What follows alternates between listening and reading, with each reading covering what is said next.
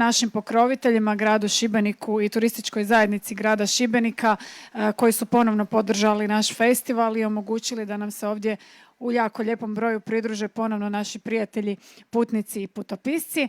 Jedni od njih su i putoholičari koji ovdje dolaze bili na pozornici ili ne. Uspjeli smo postići to da nas, to jest da Šibenik i ovaj festival stave u svoj kalendar putovanja i to je definitivno jedan veliki uspjeh zato što apsolutno sigurno donose i veliku promociju gradu Šibeniku kojeg su, kao što kaže Iva koja će danas sa mnom pričati, i zavoljeli kroz sve ove godine, tako da molim vas jedan veliki pljesak dobrodošlice za oboje putoholičara. Sa mnom je sada na pozornici Iva, a Branko nam se sakrio negdje u publici jer je rekao da misli da je red da si danas porazgovaraju dvije plavuše. Pa evo Branko, mašemo ti, maši i ti nama i evo s njim ćete isto tako moći kasnije popričati ovdje kad se minglamo kasnije i družimo u Azimutu i postaviti mu sva pitanja, kao što i inače, jel tako Iva, vama ljudi postavljaju na dnevnoj bazi brojna pitanja na vašim društvenim mrežama. Dobro nam došli. Hvala lijepo, lijep pozdrav svima. I hvala kaj ste došli. Ti ćeš nam pričati o vašem putovanju zadnjem na kojem ste bili tijekom ovog ljeta. Vjerujem da su mnogi pratili to putovanje u Panamu, Peru i Boliviju. Ja sam te pitala, čekaj, koliko sam ja shvatila, vama tamo nije bilo jako vruće. Jer naime, ja sam cijelo ovo ljeto jedna od onih koji su užasno kukali zbog ove vrućine, pa će sad doći ova velika hladnoća i zima, pa će onda kukati zbog toga. Ali uglavnom bilo mi je super gledati vas i rekla sam kako su pametni, otišli su negdje gdje se ne kuhaju. Međutim, nije to baš skroz tako. Pa evo, ispričaj nam kako je to sve krenulo. Pa da, mi obično uvijek sve preokrenemo. Po zimi odemo negdje na toplo, po ljeti negdje na hladno. Slučajno se to tako dogodi. U Panami je bilo vruće. Ne, vruće bilo je zapravo sparno, pa je bilo onak dosta teško biti vani na otvorenom. Kad smo stigli u Peru i Boliviju, kako na kojem mjestu, ali uglavnom smo se smrzavali. Znači, bez jakni nismo mogli biti. Kroz dan je dostizala temperatura do nekih 20 stupnjeva i na suncu je bilo ugodno i bez jakne recimo, ali čim se otišao u hlad ili na neku veću visinu, bez jakne nisi mogao, čak smo si kupili tamo i kapu i rukavice jer je bilo na par mjesta baš jako, jako hladno. Krenulo je putovanje s Panamom. Vi ste naravno kao i uvijek, i zato vas ljudi vole, zato vas ljudi prate, poprilično organizacijski spremni prenijeti sve do zadnjeg detalja. Jel? Vi se pripremate pa onda prenesete i to koliko vas je sve to skupa koštalo, kako ste to planirali detaljno. Zašto ste se zapravo odlučili ove godine ići tamo? To je već neko vrijeme bilo, rekla, znamo da imate te svoje bucket liste, ne? Kako to da je sad došlo to na red? Pa zapravo nam je Peru već dugo na listi zbog Machu Picchua i svega ostalog u Peru. Kad si onda u Peru, pa kad se spustiš tam do jezera Titicaca, onda ti je granica s Bolivijom tako blizu, pa onda pređeš granicu pa odmah odeš u Boliviju. A Panama je slučajno upala. Imali smo takvu konekciju leta gdje smo morali zapravo presjedati u Panami, odnosno let je bio za Panamu.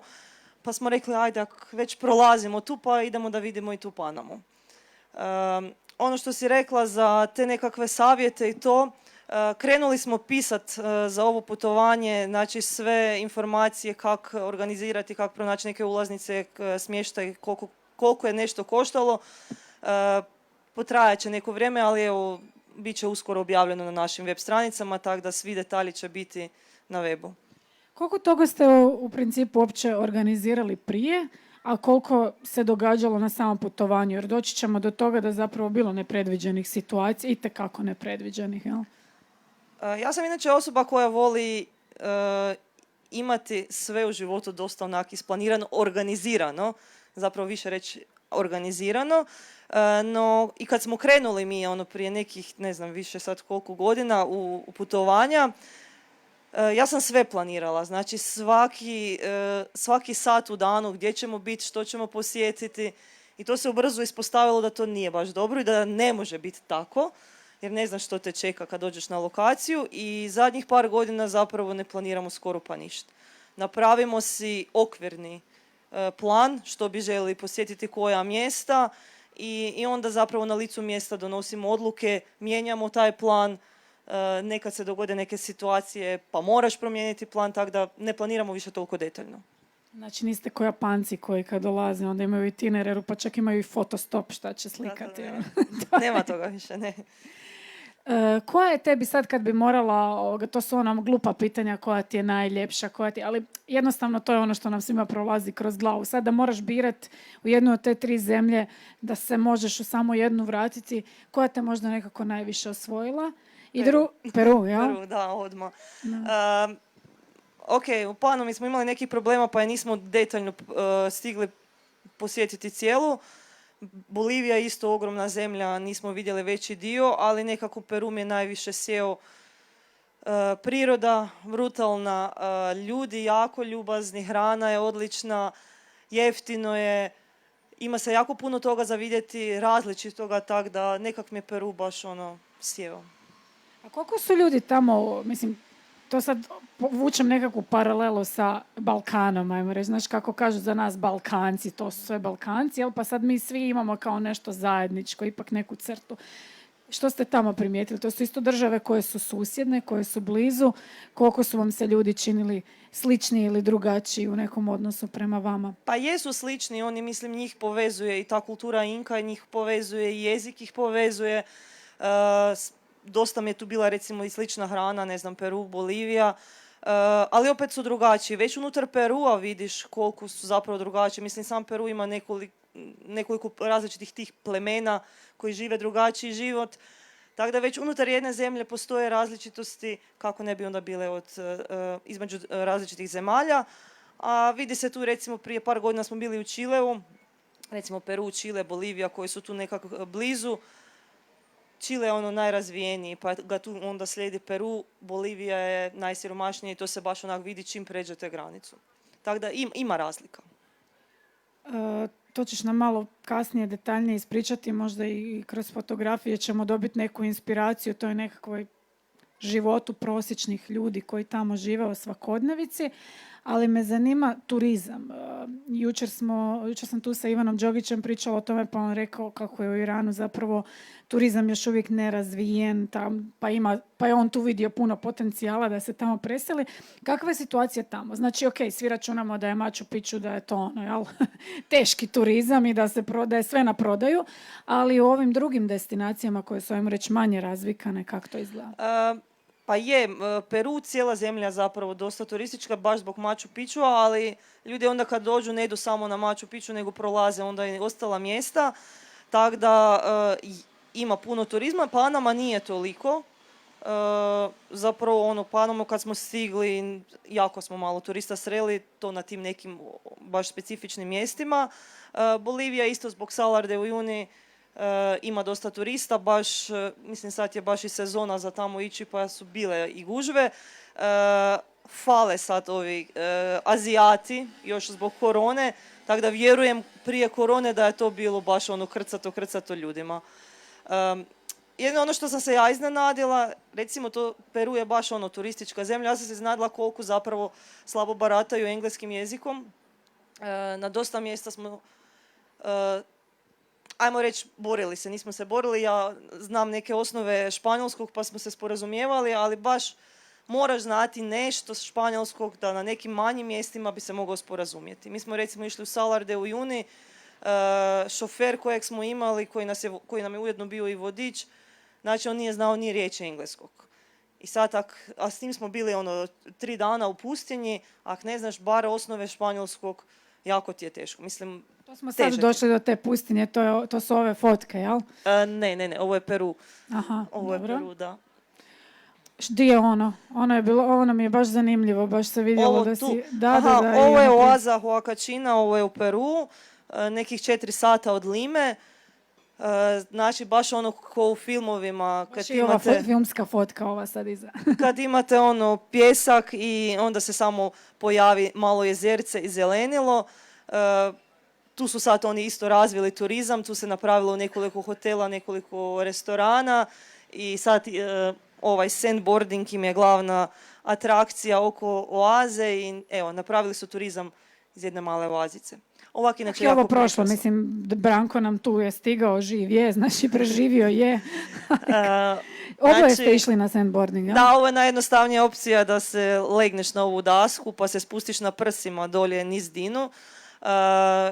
Imate opciju da si rentate pravi bord za bordanje na snijegu ili skije i onda se baš spustite stoječki. Branko je isprobavao na nogama stoječki, ali ovo nije baš daska za bordanje pa je završio par puta na guzici. Onda imate vožnje bagijima, nekim mini kvadovima po tim dinama. To vam je roller coaster na dinama, tako da adrenalinski onak je dosta. Inače, dine su ogromne. Jedne od najvećih dina na svijetu su ovdje. Najveća mislim da je neki 900 metara, tako da zanimljivo za vidjeti. Da, jedan što se tiče same prirode za koju si rekla da te fascinirala, to su znači zapravo ogromne razlike. Jel? Od pustinja pa do tih nekakvih jezera savršenih do zelenila. Da, baš je različito i to je meni super što u jednoj zemlji možeš vidjeti puno tih različitosti. Znači, od pustinja pa smo se penjali na planine, pa možeš onda otići na more se okupat, pa možeš otići, ne znam, u džunglu, prošetat, vidjeti nekakve životinje. Baš je skroz različito. Imaš neka mala mjesta, sela minijaturna gdje možeš vidjeti kakvi lokalci žive, pa onda Lima koja je dosta razvijena. Baš različito u jednoj, ajmo reći, manjoj zemlji. Kakvo je more za kupanje? Evo vidimo sad tu kak je pao kupanac. Zašto je tu ovaj prsluk? Ja znam da je Branko plivač. Pao je kupanac, samo Branko se ubacio, ja nisam bila dovoljno hrabra. Nekih 14 stupnjeva je temperatura mora i ja sam rekla... Da mi je jasno zašto ako ga hercinfarkt strefi, pa onda tako je lakše izvući. Da, svi su imali prsluke, bilo je dosta nemjerno more, vjetar je puhao i bili su dosta veliki valovi. Ovo je otok Palomino, nedaleko od Lime, gdje se zapravo skupljaju ti morski lavovi. Da, to je sve tu negdje. Morski lavovi, ima ih nekih 8.000. A još nismo međimurska vina pili. Da, poslije predavanja onda međimurska vina slijede. Znači, morski lavovi se tu skupljaju i možete doći s njima zaplivati. Bezopasni su, pa je to isto nekakva atrakcija. Branko je odlučio plivati tamo malo, ja sam ostala na brodu.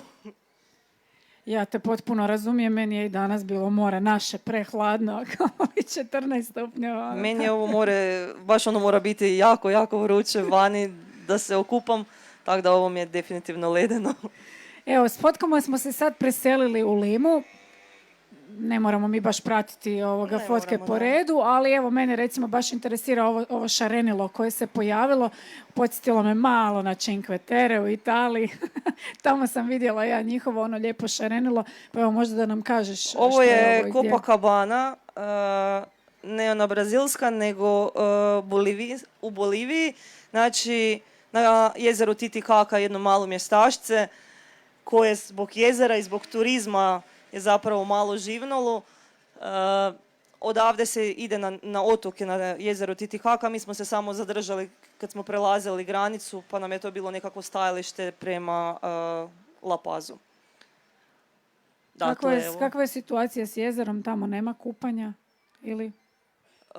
Nema. Mislim, nismo vidjeli sad, ne znam sad uopće kakva je temperatura u jezeru, nisam provjeravala, ali jezero je to je najviše plovno jezero na svijetu, znači na velikoj visini je, tako da velim, ja sam bila u jakni, ne bi se sigurno bacila unutra. I ogromno je zapravo izgleda kao more. Znači granica prolazi između Perua i Bolivije sredinom tog jezera. Posjetili smo peruansku stranu i onda smo išli da vidimo kakva je ta bolivijska i nastavili prema La Pazu. Kakva vam je situacija bila sa smještajem? Ovdje je sad u pozadini bila neka fotka, nešto kao nekakav drveni umivaonik, znači... Aha, da, znači ona šarene fotke kad su bile, ta kućica, to je u toj Copacabani i to je bio jedan onak neobičan smještaj. Mi kad smo na putovanju, obično si smještaj rezerviramo tamo, jer ne znamo di ćemo biti koji dan. I onda, obično kad smo, ne znam, što prvo nađemo, a pristojno je i ok cijena, to onda uzmemo, ali često si znamo tražiti nekakve neobične smještajeve I tam smo baš našli te nekakve kućice neobičnih oblika, pa smo se odlučili tamo smjestiti. I bila je lijepa terasica s pogledom na jezero.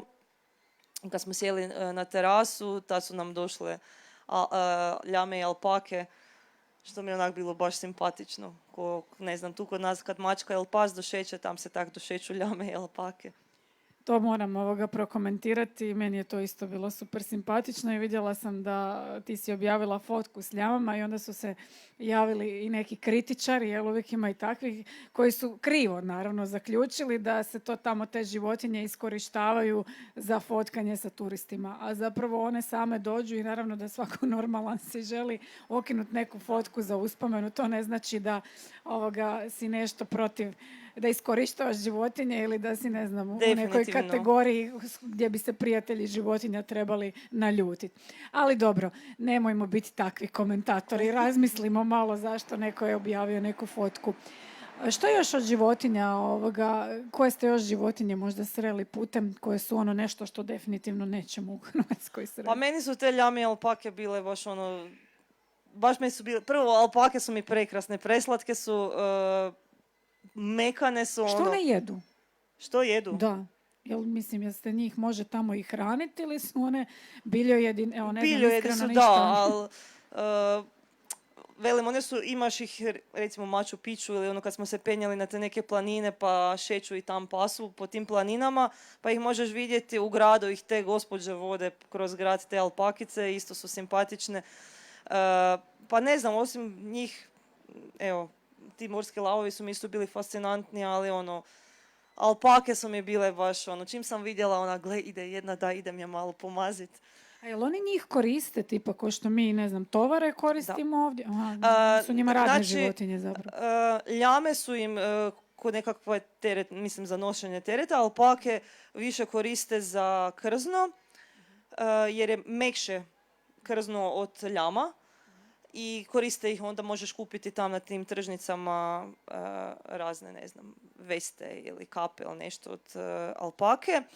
I nažalost koriste ih i za prehranu, znači kao meso možeš u bilo kojem restoranu naručiti si alpaku.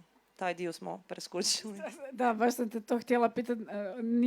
Ne bih htjela da kao ispadne da povezujem njih sa mesom, jer nisam ni znala, ali vidjela sam tu fotografije tržnice i to šarenilo. Jedna od super stvari na putovanjima je zapravo otići na tržnice i doživjeti tu svakodnevicu i probati i hranu na tržnicama. Da. Jel? Kakva je vama situacija bila s hranom? To ste isto probali na svim stranama svašta, je li to slično, različito? Pa, i okusi njihovi tamo. Meni je zapravo dosta slično našoj hrani. Nije mi toliko su bili neobični okusi. Ja inače volim isprobavati i sve što vidim nešto novo budem probala ako mi izgleda da je jestivo. Ono što im je recimo njihov specijalitet, to su zamorci, takozvani kuj. To su zapravo oni mali gineski praščići, oni malo veći zamorci. Ja sam imala, kad sam bila na fakultetu, takvog zamorca i baš mi je bilo imala srca sad. Teško to pojest. I još najgore od svega što ga oni onak ispeču cijelog sa glavom, znači cijelog ti donesu na tanjur. Tako da taj dio smo isto preskočili. Ono što se meni sviđalo, imaju jako puno kvinoje i rade juhu od kvinoje, koprilo kvinoju, što recimo kod nas nije toliko možda uobičajeno i to mi je bilo onak baš fino i drugačije. Imaju jako puno različitog kukuruza, pa onda vam i kukuruz koprilog donesu, ali to su zrna ogromna, ili imaju recimo crni kukuruz, pa ti crna zrna donesu. Krumpir. Ja sam iz Međimurja, mi smo poznati po krumpiru. Mislili smo da sve znamo o krumpiru, ali tamo smo shvatili da su zapravo Peruanci glavni. Imaju nekoliko stotina vrsta krumpira. I u što smo se uvjerili, znači svaki put kad bi naručili, krumpir im je glavan i prilog. I svaki put kad bi naručili neku jelu i ako dobiš krumpir, svaki put je bio drugačiji okus. Baš vidiš da je drugačija vrsta krumpira. Su više slani ili ima svakakvih. Neki su nam više pasali, neki manje, ali baš ima svašta.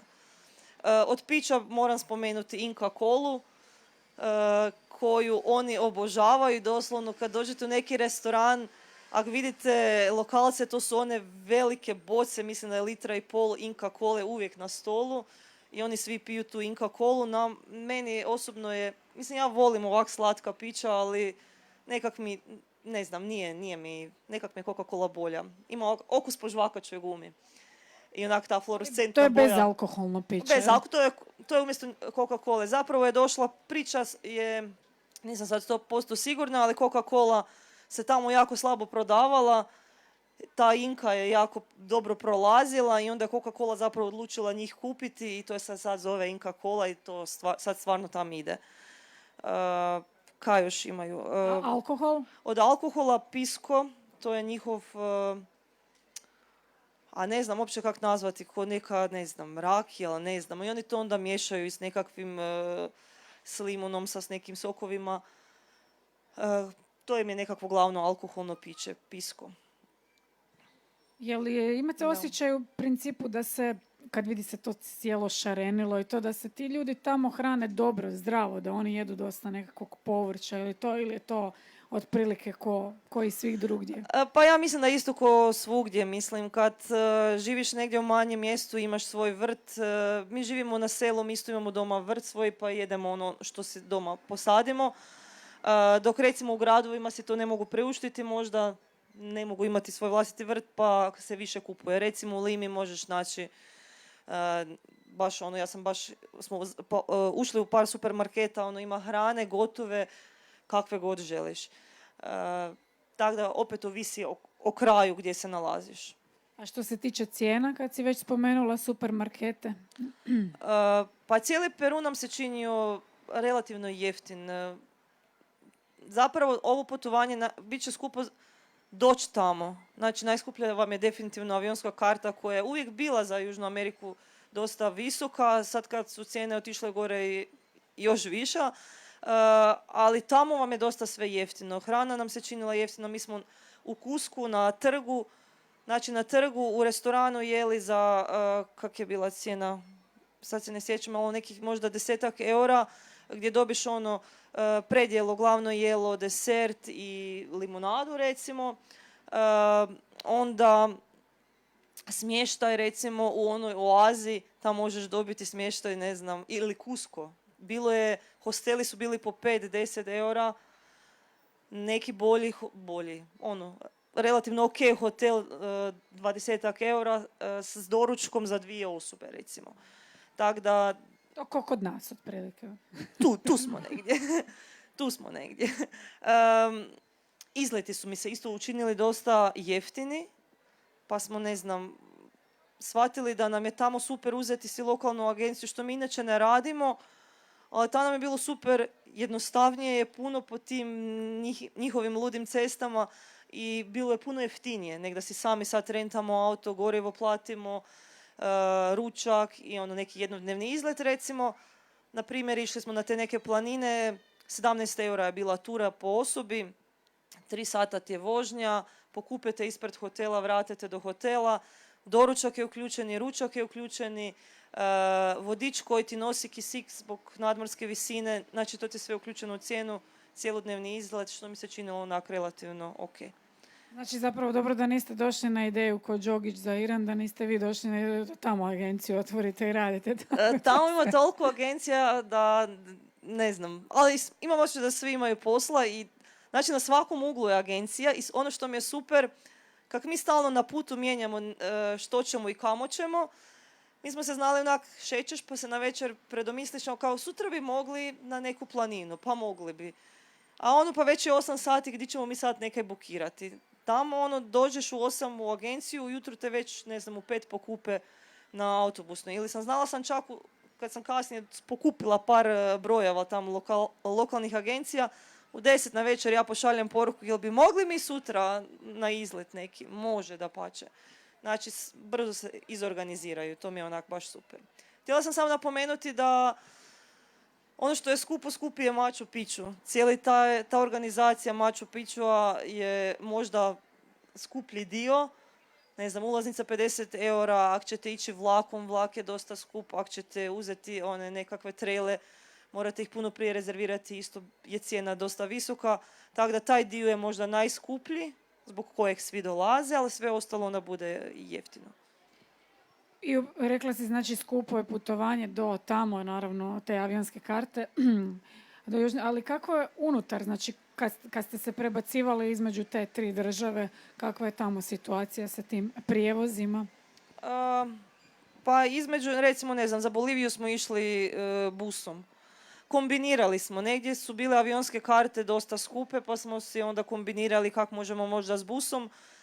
Negdje ti je vrijeme bitnije možda od cijene, da ne gubiš, bilo je relacija recimo gdje bi mi morali izgubiti, ne znam, 3-4 dana da se prebacimo i promijenimo nekoliko buseva, a nama je svaki dan bitan tamo, pa si onda riskiraš pa si uzmeš avion. Nađu se jeftini letovi, velim, sve ovisi o relaciji. Mi smo letjeli recimo iz Paname za Peru preko Kolumbije, jer je tak bilo jeftinije i to smo promijenili nekoliko aviona jer je to bila jeftinija opcija. Busom smo išli iz Perua za Boliviju. Iz Bolivije smo se vraćali u Peru opet avionom i doma smo išli iz Kolumbije, tako da imali smo lude kombinacije, ali to je bila jeftinija opcija. Mi često imamo tako lude kombinacije da bi prošle jeftinije. Naravno, ako hoćeš direktno, bit će puno skuplje. Dobro, vi ste u principu putovali preko ljeta kao što inače najveće te ture radite preko ljeta i zbog tvojih poslovnih obaveza, ali je li to neko idealno vrijeme, koje je zapravo idealno vrijeme u godini za putovati tamo? Tamo je baš sad sezona. Sad baš ima i najviše turista, Machu Picchu će vam biti osunčan. Mnogi od njih idu recimo, ne znam, na proljeće, zima kad je kišna sezona, pa ih znadu zadesiti oblaci, recimo na Machu Picchu, pa ništa ne vide. Na neke planine se ne možeš popest jer bude vlažno i opasnije, tako da sad je baš sezona za otići tamo. Dobro, da se vratimo na one neke situacije koje smo rekli i koje smo stavili na kraju krajeva na Facebook najavi vašeg gostovanja, to je sad tvojeg, kad nam je već Branko u publici, pa da to ne preskočimo.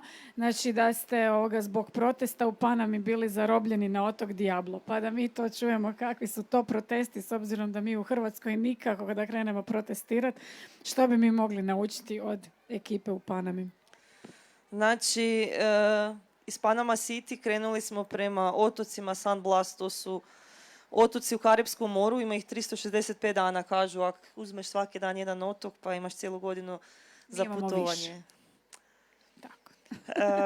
A ovo su minijaturni otoci, većina njih je zapravo i nenaseljena, na par njih živi Guna Jala narod, to je jedno pleme i kada prolaziš u taj njihov teritorij, moraš im pokazati putovnicu, znači imaju svoju granicu unutar Paname, moraš pokazati putovnicu i moraš platiti ulaznicu $20 da bi ušao u njihov teritorij. Oni žive na nekoliko otoka i nekoliko otoka su pretvorili kao za turizam. Mi smo planirali otići tamo na 3 dana, 2 noćenja, malo prozujati po tim otocima i smjestili smo se na taj otok Diablo. Na tom otoku, znači, bili smo mi i lokalna familija koja živi tamo. I to je to. Otok možeš doslovno obići u 5 minuta, krug napraviti oko cijelog otoka. Znači, ima par kućica koje iznajmljuju turistima, imaju oni svoje kućice, imaju jedan mali restorančić gdje ti pripremaju hranu i ostalo su palme, znači nema ničeg drugog na otoku. I bilo nam je super, forat je prvih par dana. I onda smo dobili, ostali smo tamo bez signala, nismo znali što se događa u Panami i čuli smo onda, pričaju ti tam ljudi kao pa nešto se događa, neki protesti, nećete se moći vratiti. Pa kako to mislite? Kao zatvorili su sve ceste, znači možemo vas vratiti na kopno, ali ne možete nikud dalje od kopna. I tako smo mi onda svaki dan ujutro čekali vijest pa na večer da li će biti kakva promjena, dok su nam ti lokalci tražili način na koji bi nas vratili u Panama City. Na kraju smo ostali 5 dana. 5. dan su uspjeli pronaći... Ostali i opstali. Ovako izgledao naš život na otoku. Znači, nemaš signal, nemaš televiziju, nemaš internet, nemaš ništa. Družili smo se nas dvoje s tim lokalcima koji ne znaju naravno engleski, a imaju svoj jezik i njihov španjolski je jako teško razumljiv, tako da mi je to bilo... Nije ko ovaj sapunica kojeg usvojiš. Tako da je bilo i teška komunikacija s njima. Velim, ja sam osoba koja ne volim izležavanje na plaži inače i meni je 2 dana tu dosta, tako da je meni već bilo stvarno dosta. I onda smo ih molili, kao imali su neki čamac, dajte nas malo provozajte po drugim otocima da se bar maknemo malo s otoka, tako da su nas malo profurali. I onda su nam našli taj auto koji tamo inače prevozi neku hranu njima i kao dogovorili s tim vozačem da nas može dovesti do te barikade koja je bila na ulazu u grad i kako ćemo dalje, onda rekao ćemo vidjeti. I kad smo došli na kopno, ja sam tad dobila signal i onda sam došla u komunikaciju s tim koji nas je doveo, taj glavni lik koji nas je doveo na otok. Moram reći da su bili jako ljubazni, jako brižni i baš su se trudili da nam pomognu. I s tim autom smo stigli do barikade, tam nas je iskrcao i onda rekao sad morate dalje proći pješke. Tamo smo, kad smo prošli pješke, tam su već stali taksiji koji su čekali da te odvedu dalje. Onda smo ipak odlučili, bio je i bus, uzeli smo lokalni bus pa smo išli s busem. Bus nas je onda ostavio negdje usred ceste, rekao je svi van. Onda smo izašli van, onda smo se zvali Uber i tako promijenili smo nekoliko prijevoznih sredstva da bi se vratili u grad. To nam je poremetilo naravno planove koje smo imali za putovanje još po Panami. Nismo naravno više stigli pa smo onda odlučili, mislim nije se ni moglo, su bile te ceste zatvorene pa smo odlučili otići za Panama. Čekaj, a što su protestirali? Jesmo to utvrdili kasnije? Protestirali su zbog visokih cijena goriva. A gorivo je kod njih puno jeftinije nego kod nas. Tako da ne znam kaj mi čekamo. I ono što mi je isto bilo simpatično, mislim i onda je to krenulo, znači cijena goriva je bila prva, pa je onda to bilo porast cijena hrane, inflacija, korupcija, sve im je zasmetalo i odlučili su krenuti u protest. I ono što je meni bilo simpatično, protest su pokrenuli učitelji. Šta ti čekaš? Ja sam učitelj, pa mi ne možemo napraviti protest da se izborimo za naša osobna prava kao učitelja, a kamoli da napravimo protest za cijelu državu. I onda su se, znači, učitelji pokrenuli i onda je krenulo poljoprivrednici, građevinari, svi su se digli na noge i simpatični su bili protesti. Znači, oni su jednostavno zatvorili cestu i tu su si onda doveli. Bili su veliki zvučnici, pjevali su, plesali su, hrana se pekla. Meni je izgledalo kao neki festival na cesti. A reci mi, jel oni tamo imaju Facebook? Imaju, da.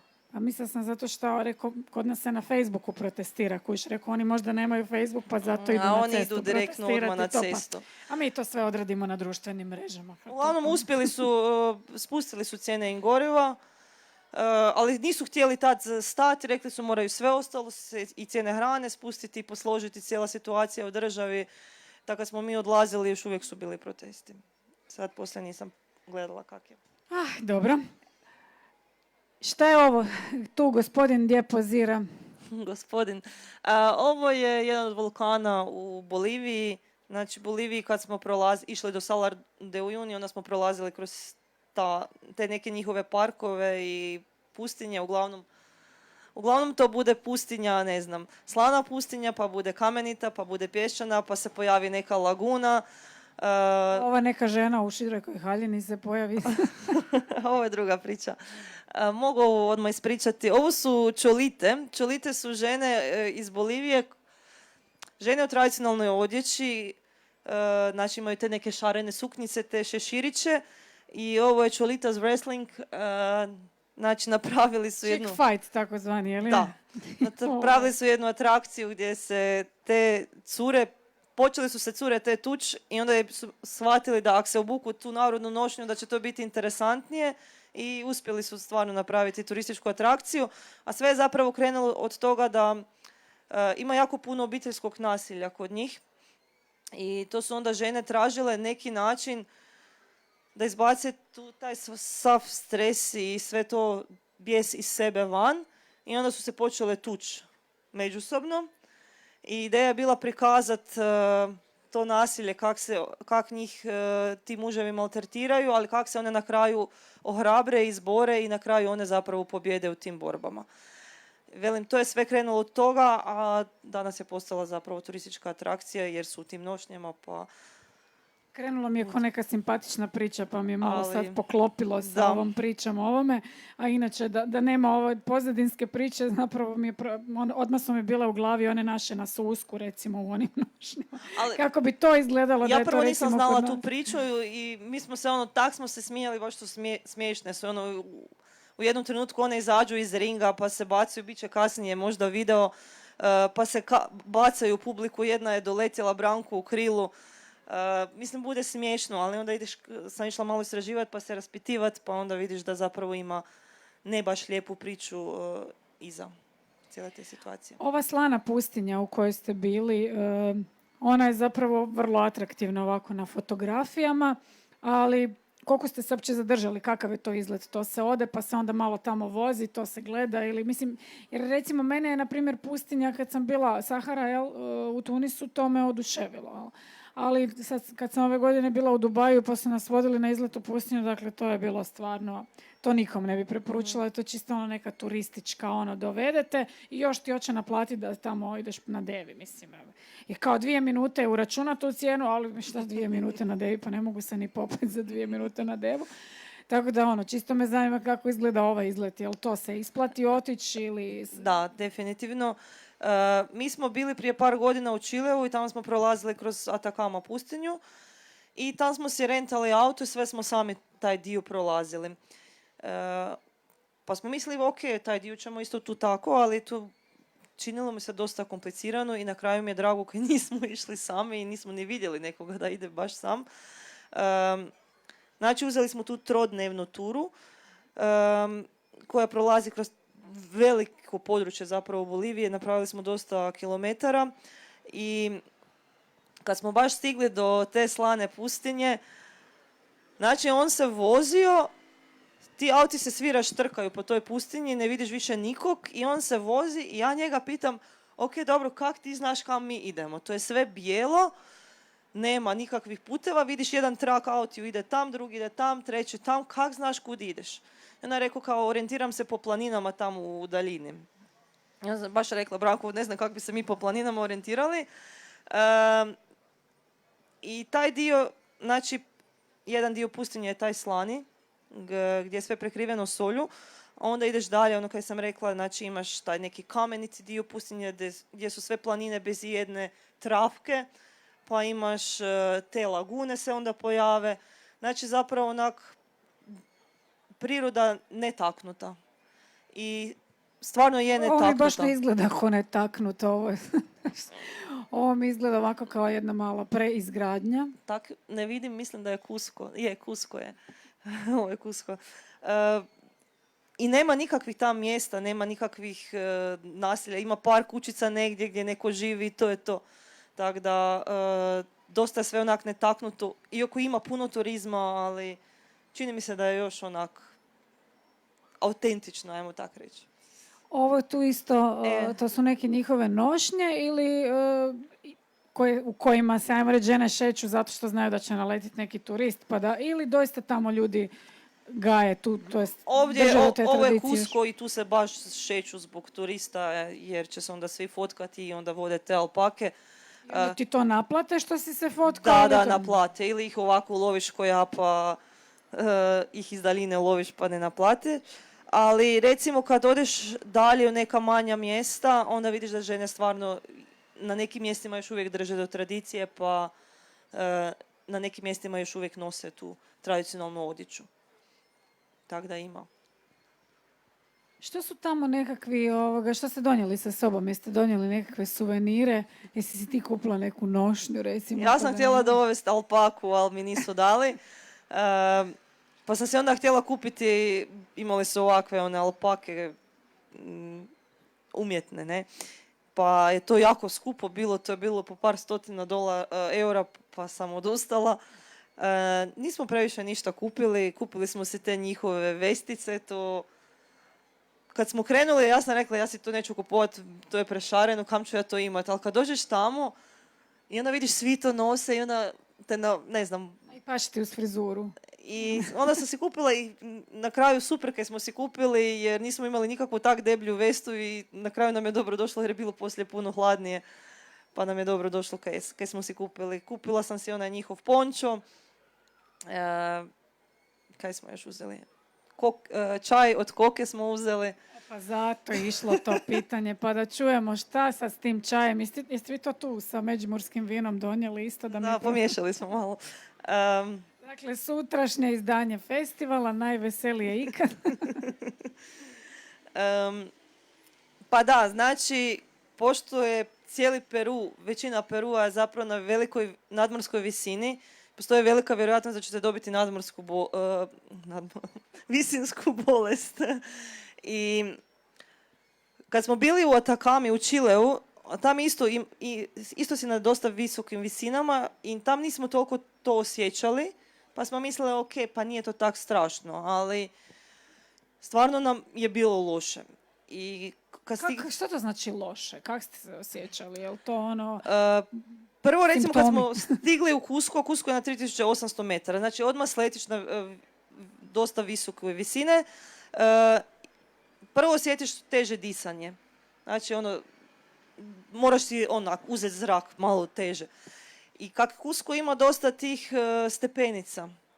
I tam smo prvi put osjetili. Kad se penješ po tim stepenicama, ok, onako spuhaš se, ali ovo je bilo ko da sam se penjala na Himalaju. Znači, stalno staneš 2 stepenice pa si opet uzimaš zrak. I ok, nije bilo tak strašno u Cusco.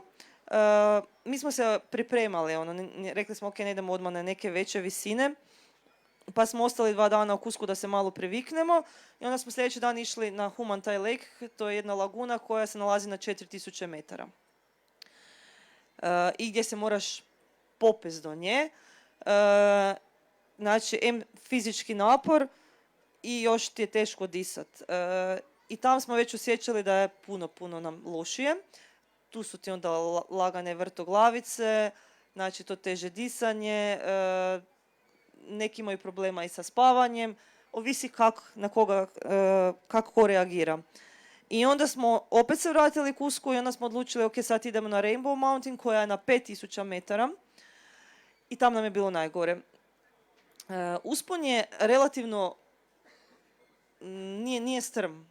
Onak, laganini hodaš, ali tako je bilo teško zadisat i onda na kraju ti je taj najstrmiji dio i vidiš baš većina ljudi, stanu 2 koraka pa si stanu pa uzimaju zrak, odmaraju. 2 koraka pa opet odmaraš. Prevelike su te promjene u visinama pa dođe onda do tih problema. Sad tu nastupa koka.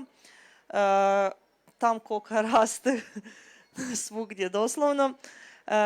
Problem je u tome što je koka zapravo došla na loš glas zbog kokaina. Znači oni iz tog kokinog lišća vade taj jedan alkaloid kokain iz kojeg onda rade kokain.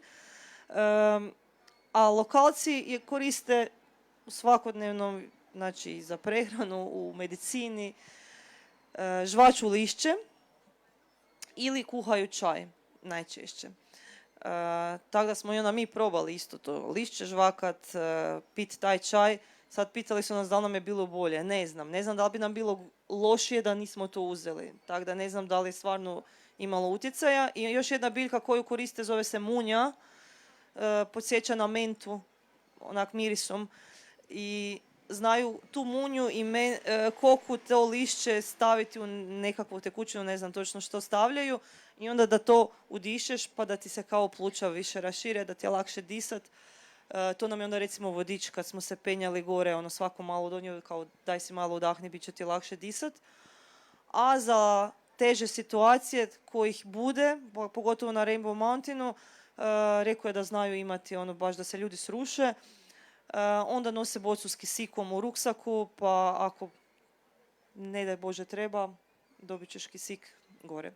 Ja kad sam jučer slušala tu dečke koji su se penjali na 8000 na Everest, ne znam, velim ja, meni je bilo ovo baš baš Ja u teško. glavi da to nije za recimo alergičare i tako tu ekipu koja ima ono sve te poteškoće Da, s njima je disanjem. puno to... sigurno teže, ali velim, javljali su nam se ljudi kroz poruka da nekima je bilo užasno teško, nekima nije bilo ništa.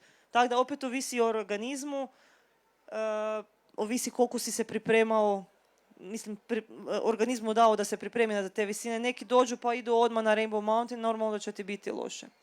Tako da... Ali koka pomaže. Na... Jeste primijetili neke promjene u osjećaju? Ono, jeste se osjećali haj, mozak bye bye ili je to ono nešto što ko da si popio, ne znam, čaj od mente? Branko se je jedan dan prije nek smo išli, kam smo išli, na Rainbow Mountain, mislim, ili negdje smo išli i on se dan prije kao popio čaj, sve se je pripremio da sutra on može gore. Pa onda tu noć nije mogao spavati. Je cijelu noć bio budan. Mislim, šalim se, ali stvari u tome da ono, stalno imaš pitanje u glavi, pa dobro, jel to doista utječe na nešto, ono tipa kao kofein nekoga digne, jel? Pa mislim da, ko kofein, velim, on nije mogao spavati, onda popio je šalicu tog čaja i prije mu je, to je bilo, kad smo se vraćali sa ceste smrti, tam je, cesta je na 4000 metara, onda se s biciklom spustiš na 1000 metara, onda te s busom vrate opet na 3000 metara i to su u jednom danu velike promjene visina. I onda mu je bilo jako loše, onda mu je busu dala već kokino lišće da mu bude kao bolje i onda kad smo se vratili u sobu, onda se još čaj skuhao i onda nije mogao spavati, naravno. Ali osim toga, mislim, nisu to bile nekakve doze, ne znam kako, nismo niš primijetili, tako da... Dobro, predozirao nam se Branke. Evo, donijeli smo čaj doma, ja sam, moram priznati da mi nije bilo svejedno na granici, ali to je čaj, znači, od lišća, ne znam, evo iskreno ne znam, da li ima stvarno neke ništa niste sadili po Međimurju, jel? Za sad ne. Za sad ne. Cesta smrti, nju si samu spomenula i to ćemo lagano morati privoditi naš razgovor kraju. Evo, ja moram gledat na sat i to mi je žao, ali nastavit ćemo mi na štengama, skalama ili stepenicama ovu našu priču. Slobodno nam se pridružite. Baš onak simpatično zvuči cesta smrti. I to ste prošli na biciklima. Jesi to prolazi samo na biciklima? Ne. Ili ima i drugih opcija? Ima i motorista i pješaka i s automobilima. Na romobilima nema jer ne bi mogli proći. Da, moramo ispričati priču o cesti smrti. Znači, cesta smrti u Boliviji kojom su se nekad promet odvijao prije nedugo sad, promet odvijao i strašno je jer je em je strma, em je jako uska, znači na nekim mjestima je 3 metra širine i onda ja kad sam se vozila s biciklom mi je bilo strašno i onda si svako malo zamišljala, ok, kako su se tu 2 auta mimo išla. Cesta smrti se zove jer je 300 ljudi godišnje svaki put poginulo i kad se vozite biciklom vidite ono svakih par metara križ, znači tu je neko poginuo. Voziš se, znači kako sam rekla, spuštaš se sa 4000 na 1000 metara, moraš imati dobre bicikle sa dobrim kočnicama, to je najbitnije jer se ti spuštaš dolje i cijelo vrijeme samo kočiš. Držiš stabilnost i kočiš, to je to. Prvi dio, neki 20 km smo se spustili po asfaltu i tu smo se priviknuli na bicikle i onda 64 km makadam, ali žešći makadam. Ja sam odrasla na biciklu od malena i nije mi stran pojam i po makadamu se vozit, ali ovo je baš Koliko je sve ukupno dugačko? Znači, sama cesta smrti je 64, ali da bi došao do nje, onda još neki 20 km smo po asfaltu se vozili. Koliko vam je trebalo sati da se vi to cijeli dan smo išli. Znači, ujutru kad su nas pokupili, pa smo stigli do te točke polaska i vratili smo se u La Paz 10 na večer. Znači, cijeli dan bude naporno, ali zato jer ne voziš sve u jednom komadu. Na početku voziš kraće dionice, pa onda staneš, pa ti onda vodič objasni, gle sad ti slijedi takav i takav zavoj, ima jako puno zavoja, nikad ne znaš da li će ti doći auto s druge strane. Nema toliko sad prometa, jer su napravili novu cestu, pa se promet tamo preselio, ali još uvijek ima motorista, ima par autiju, tako da bilo je nije zezancija. I u to smo se uvjerili odmah na početku. Jedan Britanac je bio s nama i veli, pitala je vodič na početku kao da li svi znate voziti biciklom? I ono, pa kako to možeš pitati, pa ono ne bi se usudili. Veli, pa da, došli su ljudi koji nikad nisu vozili bicikl i prvo kaj su htjeli provesti bicikl na cesti smrti. I onda je lik rekao da je prije 2 godine tek počeo voziti bicikl i dosta se hrabro na asfaltu on to počeo spuštati i kad smo krenuli na cestu smrti, znači prošli smo 20 metara i preletio je prek bicikla, slupao se i dalje je išao u busu. Jer iza nas cijelo vrijeme ide bus u kojem je prva pomoć, kisik, uže. To mi je isto bilo simpatično. Imaju uže 100 metara i veli, ako ćete past u provalije su do 900 metara. Ako ćete past, probajte se uloviti za neko granje i ne past više od 100 metara jer nam je uže samo 100 metara. Ne znam kako ćemo vas dalje spasiti. Dobro, vjerojatno računaju ko je pao niže od 100 metara, da njemu svakako nema spasa, pa šta ćemo... Pa čak je rekao da su neki uspjeli spasiti jer su se znali loviti, pa su negdje se prezemljili, pa su ih neke spasili, ali jako puno je bilo nesreća. Ima i dalje nesreća s biciklima. Taj dan kad smo mi bili, jedna žena je slomila ruku, ona nam je pričala kak je lik kad su stali s biciklima, pa je fotkao nekog leptira i kak je išao za tim leptirom nije vidio i pao je dolje. Tako da ima i dalje nesreća, treba biti na oprezu. Obično selfie majstori nastradaju, a ne ovi s leptirima. Ali dobro, sad je tu neki leptir napadao ovoga. I oni su znači opasni. Dobro, da zaokružimo cijelu priču, vidjeli ste svi fotografije, hrpa ih je i stvarno, naravno, možete i na Instagramu i na Facebooku Putoholičara vidjeti priče s tog putovanja. I naravno, kao što si rekla, doći će i na vašem webu šira priča sa svim detaljima, ali evo da trebaš izdvojiti nekakve top 3 ili top 5, evo maksimum, situacija koje definitivno će ti ostati u nekom najboljem sjećanju i nešto što ti onak baš najtoplije pri srcu kad se sjetiš cijelog tog putovanja, ili nek bude jedna situacija, ali evo čisto da s nečim onak posebnim zaključimo. A teško je jednu situaciju, sad bi svi rekli Machu Picchu, Machu Picchu je super, ali ne bi ga izdvojila, definitivno, mislim da bi izdvojila cestu smrti, to mi je bilo onak... Preživjela si. Preživjela sam, bilo mi je onak uzbudljivo, strašno i baš mi je bilo, na kraju sam baš bila onak sretna kad sam uspjela to odvoziti i bilo je zanimljivo. Tako da to bi možda izdvojila i preporučila svakome, nemojte se bojati, idite. Ja sam se bojala, Branko nije ni znao koliko sam se bojala i onak dan prije, onak daj, ne znam, da nas sad nazovu i otkažu, ali na kraju mi je bilo jako drago što sam odvozila i baš sam onak, super je bilo. Tako da sad kad dođem u Međimurje biciklom znam ko će mi biti vodiči, jel? Po toj puno manje zahtjevnoj ruti. Ok, Branko, tebe ćemo tamo na stepenicama pitati šta je tebi bilo najljepše i najbolje. Vidimo da su tu nekakvi zen trenuci gdje čovjek gleda u daljinu, vjerojatno je spoznao smisao života, a mi smo spoznali da smo danas došli do kraja našeg druženja. Ostaje samo da vas pozovemo da nam se i sutra pridružite, da opet u ovako lijepom broju dođete i podržite zapravo dolazak naših putnika ovdje, jer mi smo kao festival i kao organizacija Hrvatski klub putnika ipak ovdje zbog cijele te priče i zbog njih. Tako da dobro nam došli i sutra i hvala vam što ste bili danas s nama. Doviđenja svima. Hvala.